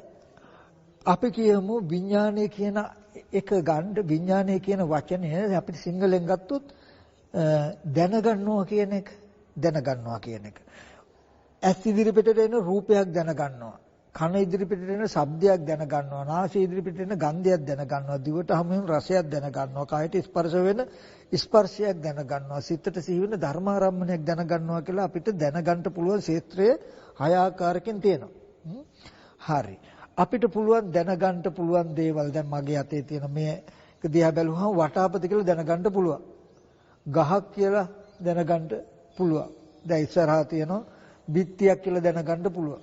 ඔය වගේ අපිට යමක් පෙනෙනකොට ඇස් ඉදිරිපිට මොනවා හරි ආවොත් මලක් ගහක් මිනිස්සෙක් කියලා අපි දැනගන්නවනේ. හරි. ඔන්න ඔය දැනගන්නවා කියන කාරණාව දිහා අපි පොඩ්ඩක් බලමු. මෙන්න මෙතනයි අපිට වටිනාම දේ. හොඳයි. අපි පුරාණ කර්මයට විපාක හැටියට හැදිලා තියෙනවා. හරි. ඇස් ඉදිරිපිට අපි කියමු ඔන්න දැන් තව කෙනෙක් ආවා කියන්නකෝ. අපි බලමු දැන් මේ ස්කන්ධයේ උදේවැය බලන්න හදන්නේ. හරි. බලන්න කන බොන බත්පාන් කවුපි මුං ඇට නැත්තම් මේ ඇහැ පවතිනවද කියලා බලන්න. කන බොන ආහාරය නැත්තම් ඇහැ කියන එකක් තියනවද? නැහැ. ඇහැ කියන එකක් නැත්තම් රූප ගැන අපි දන්නවද? බාහිර කෙනෙක් හෝ පුද්ගලයෙක් හෝ දෙයක් හෝ පෙනෙන විදිහ රූපයක් පෙනෙන්නේ අපිට රූප පෙනෙන්නේ නැහැ නැත්තම්. ආහාරය නැත්තම් ඇහැ නැහැ. එහෙනම් ආහාරය නිසායි අපිට රූප හම්බ වෙන්නේ කියන කාරණාවක් තියෙනවා. හරි. ඊට පස්සේ ස්පර්ශය නිසායි වේදනා සංඥා චේතනා හටෙන්නේ. අපි ඕක මෙහෙම බලමු පින්වතුනි. උන්න දැන් අපිට ආහාරය නිසා ඇහැ හැදිලා ඇස් ඉදිරිපිට රූපත් හම්බ වෙලා. නමුත් විඥානේ නැත්තම් හිත නැත්තම් අපිට ඒ රූපේ පේනවද කියලා බලන්න පේන්නේ නැහැ. ඔන්න පළවෙනි කොටස. ඇහැයි රූපය දෙක සම්බන්ධ වෙන්න ඕනේ. හරි. ඊට පස්සේ එතෙන්ට චක්කු විඥානේ කන ශබ්දයක් තියෙන තැනට සෝත විඥානේ ඇවිල්ලා රූපයක් පෙනෙනවා සද්දයක් ඇහෙනවා. ඔන්න දෙවෙනි කොටස. අපි මෙහෙම කියමු. දැන් අපි ඉස්සරහට ආපු රූපේ පේනවා. දැන් මමත් ඉන්නවා මං එක්ක තව දෙන්නෙකුත් ඉන්නවා. එක්කෙනෙක් ඉංග්‍රීසි ජාතිකයෙක් එක්කෙනෙක් දෙමළ. හරි. දැන් අපි තුන්දෙනාටම ඔන්න ඇහත් රූපියක් තිබුණා හිත නැත්තම් ඒත් පේන්නේ නැහැ. ඔන්න ඇහත් රූපියත් පළවෙනි කොටස. දෙවෙනි කොටස ඇහත් රූපිය තියෙන තැනට හිත පැමිණියට පස්සේ දැන් මටත් පේනවා ඉදිරියෙන් තියෙන වස්තුව අනිත් කෙනාටත් පේනවා. මේ අපි තුන්දෙනාටම පේනවා දැන් ඉදිරියෙන් තියෙන වස්තුව සමානයි. හරිනේ? ඔන්න දැන් රූපෙකුත් තියෙනවා නාමෙකුත් තියෙනවා. හැබැයි දැනගැනිල්ල තාම නැහැ. බලමු. ඊට පස්සේ ඉදිරියෙන් තියෙන වස්තුව ආරම්භය මම දැනගන්නවා පැදුර කියලා. අනිත් කෙනා දැනගන්නවා ඉංග්‍රීසියෙන් කියන මැට් කියලා. දෙමළ කෙනා දැනගන්නවා පායි කියලා. ඔන්න බලන්න දැන් ඇස් ඉදිරි පිටට දැන් මේක අවස්ථා තුනක් තියෙනවා. පළවෙනි අවස්ථාව ඇහැයි රූපයයි දෙක අපි තුන් දෙනාටම තිබුණ සමානයි. අපි තුන්දෙනාගේම ඇහැ රූපයයි තියෙන තැනට චක්කු විඥානය පැමුණපු නිසා ඉදිරියෙන් තියෙන වස්තුව පෙවුණා. ඔන්න නාම ධර්ම ටික සම්පූර්ණ වෙලා ඉස්සෙල්ලා රූපය තිබ්බා. චක්කු විඥානය පැමිණියට පස්සේ අපි තුන්දෙනාටම ඉංග්‍රීසි ජාතික කෙනත් දෙමළ ජාතික කෙනත් මටත් තුන්දෙනාටම පේනවා දැන් සමානයි වස්තුවක් පේනවා. නාම ටික පහළ වෙලා ඊට පස්සේ හැබැයි දැනගන්නවා කියන තැනට එනකොට මම දැනගන්නේ පැදුර කියලා, අරය දැනගන්නේ මැට් කියලා, අරය දැනගන්නේ පායි කියලා. අන්න බලන්න දැනගැනිල්ලේදී වෙනස් වෙලා. එතකොට මෙතන ධර්මතා තුනක් තියෙනවා කියලා පේනවනේ. හරි මට ඒකයි මේ පෙන්වන්න ඕනේ උනේ. ඒ වගේ ඇහත් රූපියක් දෙක කන බොන ආහාරයෙන් රූපය ස්පර්ශය නිසා වේදනා සංඥා චේතනා ටික පහළ වෙච්ච එකට තමයි යාර කාටත් පොදු විදිහට පේනවා කියපු ටික. ඒ නාමයි රූපයි දෙක නිසා පැදුර කියලා දැනගන්න කමක් ආවහම මෙන්න මෙතෙන්දි මට පෙන්වන්න ඕනේ එක දෙයයි තියෙන්නේ පින්වතුනි. බුදුරජාණන් වහන්සේ දේශනා කරනවා මේ ඇහත් රූපයක් දෙක ආහාරයෙන් හැදුනා කියලා බලන්න. මේ රූපේ පෙනෙනවා කියන සිද්ධිය ඇති කරලා තියෙන්නේ ස්පර්ශය නිසා හටගත්ත නාම ටිකකින්. ඇහත් රූපයක් දෙක නැති වෙනකොට ස්පර්ශය නැති වෙනකොට නාම ටික නැති වෙනවා. මේ නාම රූප දෙක නිසායි දැනගැනිල්ලක් ඇති වෙන්නේ. නාම රූප දෙක නැති වුණොත් දැනගැනිල්ල නැති වෙනවා කියලා බලන්න කියනවා. මෙතෙන්දි මම ඒක මතක් කරලා දෙන්නම්.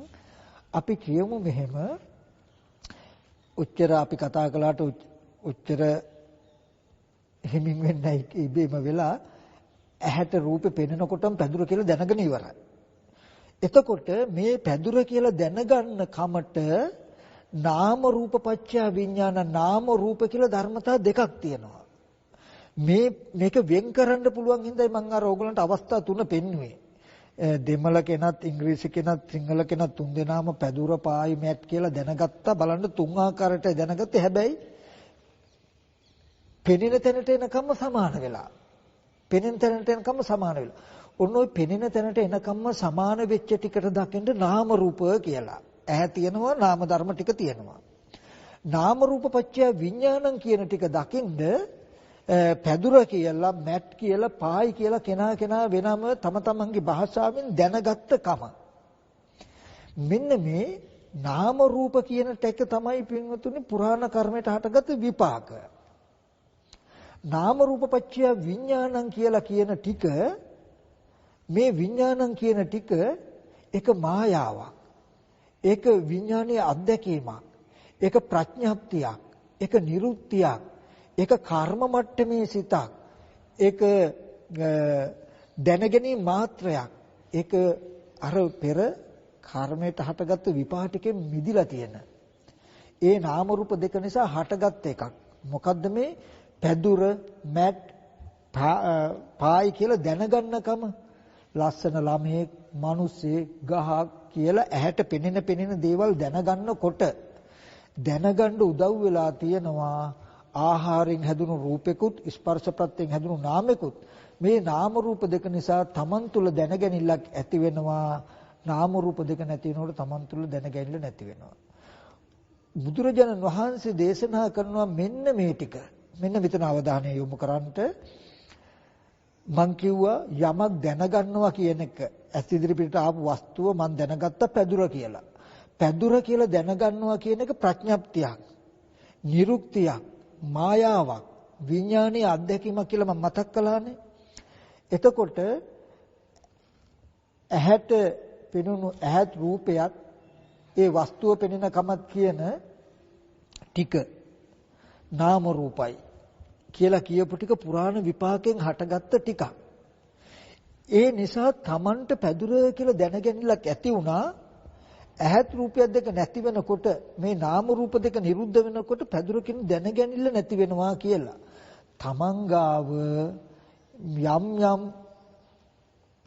නාම රූප ධර්මයක් හටගන්න කම නිසා ප්‍රඥප්තියක් Taman තුල ඇති වෙනවා. නාම රූප දෙක නැති වෙනකොට ප්‍රඥප්තිය Taman තුල නැති වෙනවා කියන එකට සිහියෙන් ඉන්න කියනවා.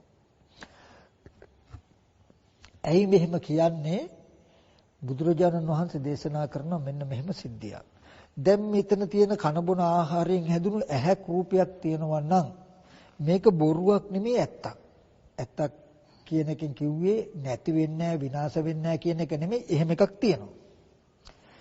එතනට චක්කු විඥානයේ පැමිණිලා ස්පර්ශ ප්‍රත්‍යයෙන් වේදනා සංඥා ඇති වෙලා රූපය පෙනෙනවා නම් අර අපි කිව්වේ තුන් දෙනාටම සමානව වස්තුව පෙනෙනවා කියලා පෙනෙන කමක් තියෙනවා නම් මේ පෙනෙනවා කියන සිද්ධියට කරපු නාම ධර්ම ටිකක් තියෙනවා නම් ඒක බොරුවක් නෙමෙයි ඇත්තක් තියෙන එකක්. ස්පර්ශයෙන් හටගත්තේ චෛතසික ටිකක්. මේ නාම රූප කියන එක යතහභූත ස්වභාවයක්. ඇත්ත ඇති හැටි පවතින දෙයක්, තියෙන දෙයක්. නමුත් ඒ දෙන්න නිසා හැම වෙලාවෙම උපදින විඥානය දැනගැනිල්ල බොරුවක්, මායාවක්, මනෝමය දෙයක්. ඒක අර නාම රූප දෙක නිසා නාම රූප පත්‍යනේ ඒ දෙක ප්‍රත්‍යයයි ඒ දෙක හේතුයි ඒ දෙක නිසා හටගන්න අධ්‍යක්ී මාත්‍රයක් ප්‍රඥප්ති මාත්‍රයක් සිත් මාත්‍රයක් Taman තුල උපදින. එහෙම ඒව නැහැ. ඒක බොරුවක්. පැදුර කියලා එකක් ලෝකේ කොහෙවත් නැහැ එහෙම එකක්. මිනිසයා කියලා ගහ කියලා එහෙම දේවල් නැහැ. ඒක ප්‍රඥප්තියක් විතරයි. ප්‍රඥප්තියක් කියලා කියන්නේ පැනවීමක්. නිකන් ඒක සම්මතයක්. අපි මේ පෙනෙන රූපේ පෙනෙනකොට අපි පැදුර කියමු කියලා සම්මතයක්. සම්මතයක් ප්‍රඥප්තියක් කෙනා කෙනා ගාව. අපි සිංහල කියන කට්ටිය මේ හැඩයට පැදුර කියලා හඳුනා ගන්නවා. ඉංග්‍රීසි කියන කට්ටිය මේ හැඩයට මැට් කියලා හඳුනගමු කියලා ප්‍රඥප්තියක්. දෙමළ කියන ඇත්තෝ මේ හැඩයට මැට් කියලා හඳුනගමු කියලා පැනවීමක්. තුන් දෙනාගේ මනසේ ඒ ප්‍රඥප්ති ධර්මතා තුනක් සිහි වුණා. දැන් ඒ නාම රූප දෙක නැති වෙනකොට ප්‍රඥප්තිය Taman තුල නැති වෙනවා කියන එකට සිහියෙන් ඉන්න කියනවා. රූපයක් පෙනෙනකොට Taman ගාව ප්‍රඥප්තියක් සිහි වෙනවා. රූපේ නැති වෙනකොට ප්‍රඥප්තිය නැති වෙනවා කියන එකට සිහියෙන් ඉන්න කියන එක මේ උද්‍යව විඥාණයෙන් පෙන්වන්නේ. බැරි වෙලා හරි චතුරාර්ය සත්‍ය පටිච්චසමුපාදය දන්නේ නැති කෙනාට වැරදුණු කෙනාට වැරදුනා චතුරාර්ය සත්‍ය. චතුරාර්ය සත්‍ය වැරදුණු කෙනාට වැරදුනා මාර්ග සත්‍ය. එයා ස්කන්ධයගේ උදේවැය උපාදාන වශයෙන් නොගෙන ඉන්නවා කියන එක ඉගෙනගෙන නැත්තම් එහා මේ ස්කන්ධයගේ උදේවැය දන්නේ නැති කෙනා කරන වැරද්ද මොකද්ද කියලා දන්නවද? නාම රූප දෙක නිසා ප්‍රඥප්තියක් එනකොට නාම රූප නිසා විඥානය කියන්නේ ප්‍රඥප්තියක් කියන එක මම මතක් කළා. ඒක නාම රූප දෙක නිසා නාම රූප දෙකට අයිති නැහැ කියන එකත් මතක් කළා. ඒකට තමයි මම අර පුද්ගලයේ තුන් දෙනා තියලා තුන් දෙනාට යමක් දැනගන්න මට්ටමට එනකොට අවස්ථා තුන පෙන්වන්නේ. රූපයේ පළවෙනි අවස්ථාව හැමෝටම තුන් දෙනාටම අයිති ඇහැ රූපය තිබුණා. මලමිණියකට වගේ හිත ඊට අනුගතව උපන්නාම තුන් දෙනාට වස්තුවක් පෙවුණා. පෙනෙනකම සමානයි. ඊට පස්සේ දෙවෙනි අධීරේ තුන්වෙනි අධීරේදී තුන් දෙනාම දැනගත්තා එක්කෙනෙක් මැට් එක්කෙනෙක් පැදුර එක්කෙනෙක් පායි. දැනගන්නකොට අර අවස්ථා දෙක නිසයි මේ දැනගත්තකම කියන තැනකින් හරි. එතකොට දැන් මෙන්න මෙතනදී බුදුරජාණන් වහන්සේ පෙන්නපු උදේවැය නොදන්නා කොට අසෘතවත් උතජ්ජනය නැත්නම් ලෝකේ කෙනා මොකද කරන්නේ දන්නවද? මේ නාම රූප දෙක නිසා හටගත්ත ප්‍රඥප්තියේ ස්වභාවය තමයි නාම රූප දෙක නැති වෙනකොට එතනම ප්‍රඥප්තිය නිරුද්ධ වෙනවා. නමුත් මේ ප්‍රඥප්තිය භාවිතා කරන්න ගත්තොත් මේ සම්මතිය අසුරු කරන්න ගත්තොත් එහෙම නැත්නම් මේ විඥානීය පරිහරණය කරන්න ගත්තොත් වෙන දෝෂේ බලන්න. ඒ කිව්වේ නාම රූප දෙක නිසා තමන්ගාව ඇති වෙනවා පැදුර කියන අදහසක් ඇති වුණානේ. එතකොට ඇහත් රූපයත් දෙක වෙන් වෙනකොට පැදුර කියන අදහස මංගාව නැති වෙන එක තමයි ඇත්ත. උදේවැය බැලුවා නම් ඇහත් රූපයත් දෙක එනකොට පැදුර කියන අදහසක් ආව. ඇහත් රූපයත් දෙක නැති වෙනකොට පැදුර කියන අදහස නැති වෙන එක තමයි මේකේ බලන්න කියලා කියන්නේ ඇත්ත. එතකොට මට පැදුර කියන ප්‍රඥප්තිය ආපු පැත්තේ පැදුර කියන ප්‍රඥප්තිය මා තුළ උපදින්න හේතු පැත්තේ නිමිති නැහැ. කන බොන ආහාරයෙන් හැදුණු රූපයක් තියෙනවා.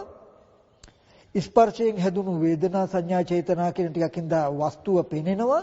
ඒ දෙන්න නිසා පැදුර කියලා දැනගන්න කමක් හැදිලා. මොකද මම හිතන පැදුර කියන එක අර පැත්තේ තිබුණා නම් අනිත් දෙන්නටත් පේන්න ඕනේනේ. නමුත් ඒ දෙන්නට එහෙම පෙවුනේත් නැත්තේ. එයා මැට් කියලා බලන එක දැනගන්න එක අර ඒ මැට් කියලා දැනගන්න එක හැදෙන්න හේතු වෙන පැත්තේ. එයාට තිබුණේ රූපය පෙනෙනකම ඒ නිසා මැට් කියලා හැදුනා. ඒක ඇහත් රූපයක් දෙක නැති වුණොත් මැට් කියන අදහස නැති වෙනවා. දෙමළ කෙනාට ඇහත් රූපයක් දෙක නිසා රූපය පෙනෙනවා. පෙනෙනකොට පායි කියන අදහස එයා තුල ඇති වෙනවා. ඇහත් රූපයක් දෙක නැති වෙනකොට පායි කියන අදහස නැති වෙනවා. ප්‍රශ්නයක් නැහැ. ගැටලුවක් නැහැ. නමුත් මම ওই උදේවැය නොදැන මේ ප්‍රඥප්තියෙන් මේ සම්මතයෙන් මේ මායාවෙන් මම අර දිහා බැලුවොත් ප්‍රඥප්තිය පරිහරණය කරන්න ගියොත් සම්මතිය ජීවත් වෙන්න ගියොත් මම විඥානීය අධ්‍යක්ීමෙන් ජීවත් වෙන්න ගියොත් ඒ කියන්නේ ඇහත් රූපයක් දෙක නිසා පෙනෙනකොට පැදුර කියන අදහස ආවා. පැදුර කියන අදහසින් මම රූපෙ දිහා බැලුවොත් මං කිව්වා පැදුර කියන එක Taman තුල ඇති වෙලා නැති වෙන විඥානීය අත්දැකීමක්. නමුත් පැදුර කියන අදහසින් මං රූපෙ දිහා බැලුවොත් පින්වතුනි මට රූපේ ඇත්ත වැහෙනවා. නාම ධර්මයත්කේ ඇත්ත වැහෙනවා. නාම රූප දෙක පැත්තේ පැදුරක් තියනවා වගේ පෙනේ මට. එතකොට මේ ප්‍රඥප්තිය මේ නිරුක්තිය මේ සම්මතය මම භාවිතා කරනවා මම ඒක පරිහරණය කරන්න ගියොත් මේ විඥානයේ අත්දැකීමෙන් නාම රූප දෙක පැත්තට මම ගියොත් ඒ කියන්නේ පැදුර කියන අදහසින් රූපෙ දිහා බැලුවොත් ඇහැ පැත්තට ආපහු ගියොත් මට පැදුරක් හම්බ වෙයි පැදුරක් පෙනේ දැන් එතකොට දැන් බලන්න මෙතන කාරණා දෙකක් තිබුණා ඇහත් රූපයක් දෙක නිසා පැදුර කියන අදහසක් මං ගාව ආවා ඇහත් රූපයක් දෙක නැති වෙනකොටම පැදුර නැති වෙනවා ඒ විදිහට වාසය කළොත් මහණෙනි නුඹලට ඇහැ පැත්තේ රූපේ පැත්තේ උපාදාන වෙන්නේ ඒ හින්දා මේ ස්කන්ධයන්ගේ උදේවැය නෝනින් වාසය කරපල්ලා කියන උපදේශය මං ගාව තිබුණේ නැත්තම් මම මොකද කරන්නේ ඒ දැනුම ආපු ගාම දැනුමෙන් ඇහැ පැත්තට රූපේ පැත්තට යනවා මං ඇහැට පෙනෙන රූපය විඥානීය අත්දැකීමෙන් බලනවා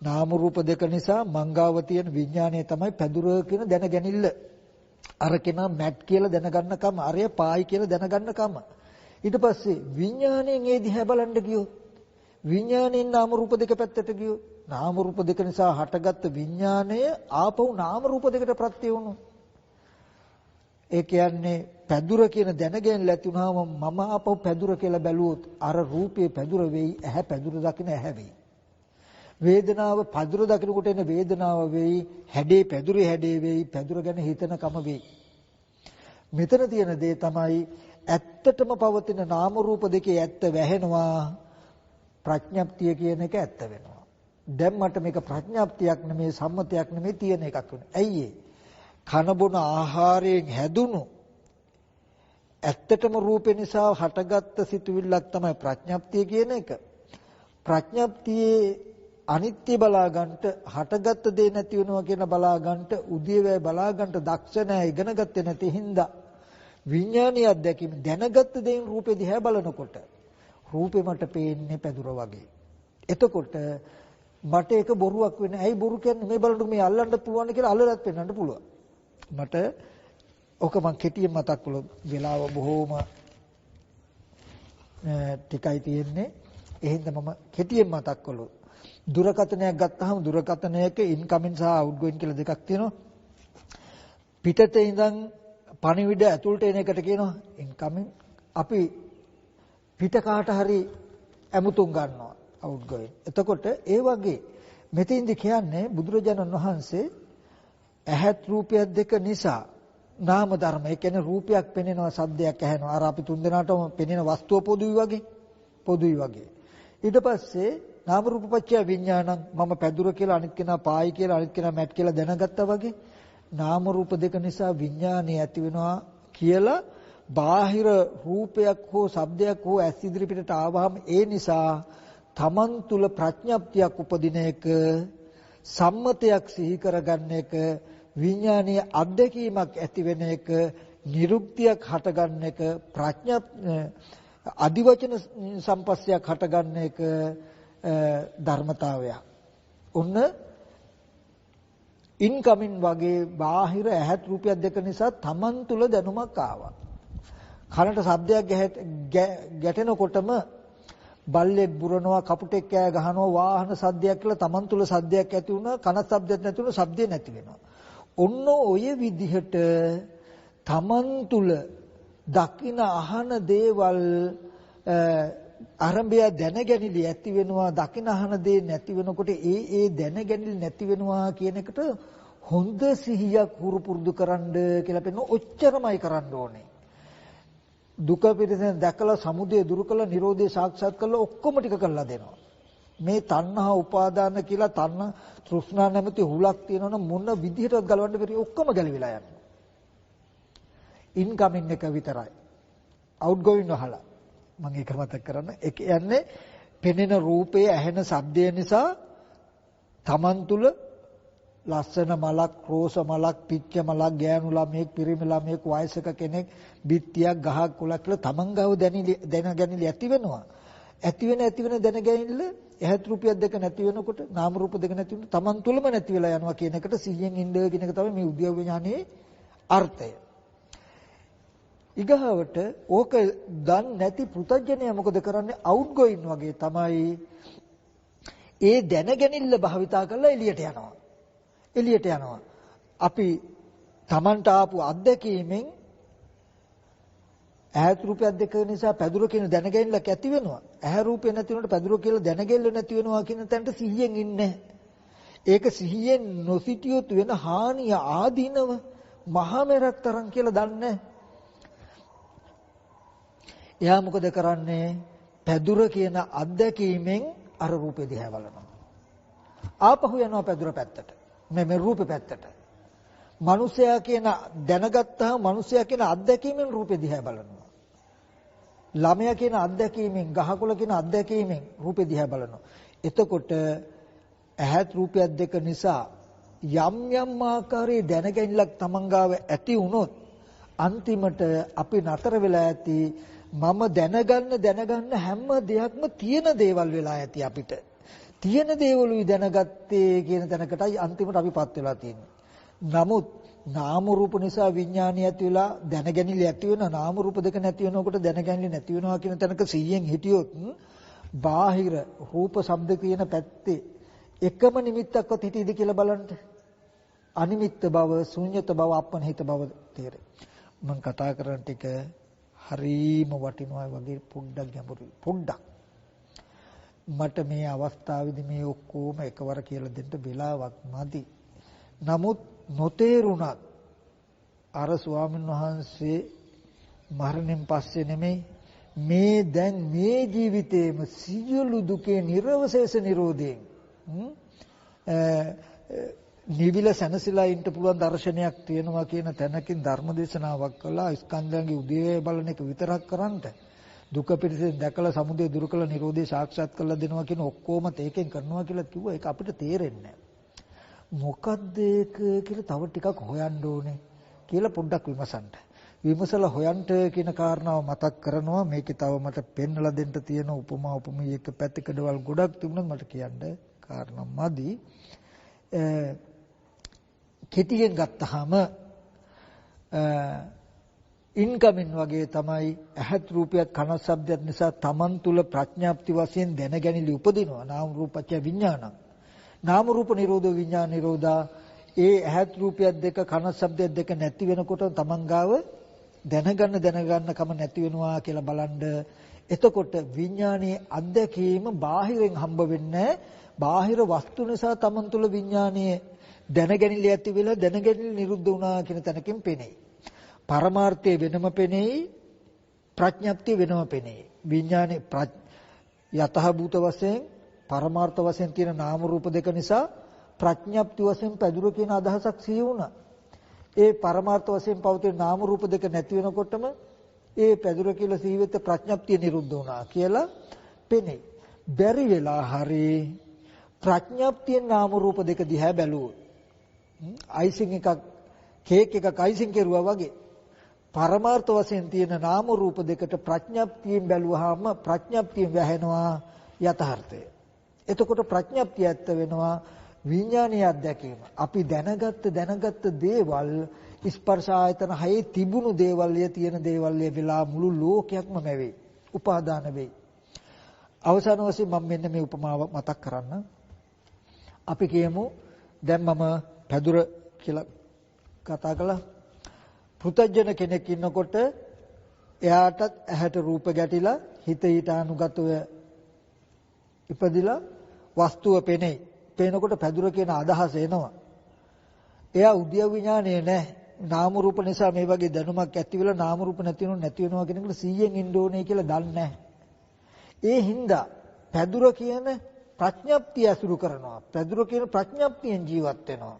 පැදුර කියන සම්මතය භාවිතා කරනවා. පැදුර කියන අදහසින් වස්තුව දිහා බලනවා. බලලා අර රූපේ දිහා බලාගෙන ඉන්නවා පැදුර දිහා බලාගෙන ඉන්නවා වගේ. අනේ අර පැදුර බලන්නකො ගල්හැ පන් වලින්ද කොහෙද උවිලා තියෙන්නේ? ඒක නම් ගොඩක් වටිනවා ඇති. ඒක ලංකාවේ හදපු එකක් වෙන්න ඇති. කොහෙද දන්නේ හැදුවේ කියලා තව පැදුර ගැන විස්තරත් හිතා ඉන්නවා. දැන් පැදුර දිහා බලාගෙන දැන් හොඳට උපාදානයි. ඇහැ රූපය නිසා ඇවිල්ලා ආපහු ඇහැ රූප පැත්තට ගිහිල්ලා උපගමනං උපාදානං ආපහු ගිහිල්ලා. ඔන්න දැන් එයා පැදුර ගැන හිතා ඉන්නවා. රහතන් වහන්සේ නමක් හිටියෝ මේ ඇහත් රූපයත් දෙක කන බොන ආහාරයෙන් හැදලා තියෙන්නේ මහ භූතයි උපාදාය රූපයි. ඒක උපකාරයි ස්පර්ශයට වේදනා සංඥා ඇති වෙලා වස්තුව පෙනෙනවා. ওই නාම රූප දෙක නිසා පැදුරක් කියන ප්‍රඥප්තිය පැදුරක් කියන දැනගැනීමක් මන් තුල ඇති වෙනවා. නාම රූප දෙක නැති වෙනකොට පැදුර කියන ප්‍රඥප්තිය මන් තුල නැති වෙනවා කියන එකට 100න් ඉන්නවා. උන රහතන් වහන්සේ අර නිසා තමන් තුල උපදින ප්‍රඥප්තිය දිහා බලාගෙන ඉන්නවා. අනිත් කෙනා ප්‍රඥප්තිය රූපේ පැත්තට ගිහලා රූපේ පැදුර කියලා බලාගෙන ඉන්නවා. මෙයාට පැදුර කියලා ද්‍රව්‍යයක් හම්බ වෙනවා. මෙයාට පැදුර කියලා ප්‍රඥප්තියක් විඤ්ඤාප්තියක් අධ්‍යක්ෂ මාත්‍රයක් හම්බ වෙනවා. දැන් අර රූපේ දිහා බලාගෙන අනේ මේ ස්වාමීන් වහන්සේ මේ බලන්නකො මේ පැදුර ගල්හැ වලින් හැදිලා තියෙන මේක හරි වටිනවා මේක හොරු ගත්තොත් මේ අපිට හරි දුක එයි නේද මේක අනිත්‍ය වෙනව නේද කියලා කතා කළොත් රහතන් වහන්සේ දන්නවා ওই රූපේ දකිනකොට මංගාව පැදුර කියන අදහසක් ඇති වෙනවා කියන තියෙන නුවණකින්. එතකොට ඒ රූපේ පැදුර කියන අදහසකින් නෙමෙයි හැබැයි ඒ රූපෙමයි. ඒ රූපේ දකිනකොට පැදුර කියන ප්‍රඥාප්තියකින් ඒ රූපය අසුරු කරනවා. මෙයා පැදුර දිහාම පැදුර කියන ප්‍රඥාප්තිය රූපයට ආදේශ කරලා බලනවා. රහතන් වහන්සේත් ඔව් පැදුර ඇත්තටම ගල්ලා වලින් හැදලා තියෙන ඕක වටිනවා ඕක හොරු ගන්නත් පුළුවන් ඒ ඉතින් කැඩිලා බිඳලා නැති වෙන්නත් පුළුවන් කියලා කතා කරන්න පුළුවන්. නමුත් දෙන්නගේ හැසිරීම රටාව අතිශය වෙනස්.